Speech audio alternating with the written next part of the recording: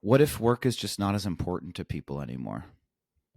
And what if people would say the purpose, if we think about, Arthur C. Clarke, Childhood's End, one of my favorite science fiction books, and before the aliens come and take humanity to the next level of evolution, and they all, they turn the moon and break the earth and fly off into the distance.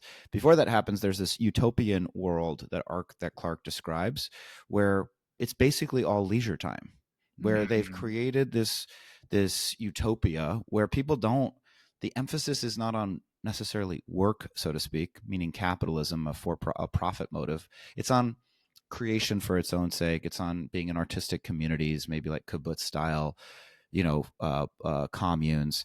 I guess my question is, and when I look at the young people, right, Gen Z, and they just feel they don't they seem resentful that we place so much emphasis on the importance and value of work, of creating profit. And so Yeah. is that so exactly your point, Austin? You're like, well, if you're doing X and we give you these AI tools and we make you more productive, well, now I want you to increase your productivity. I want you to continue to fill the capacity with more and more output. When some people would argue, well, isn't the point to create more leisure time, to create more time for humans to play? And why is work the end all be all?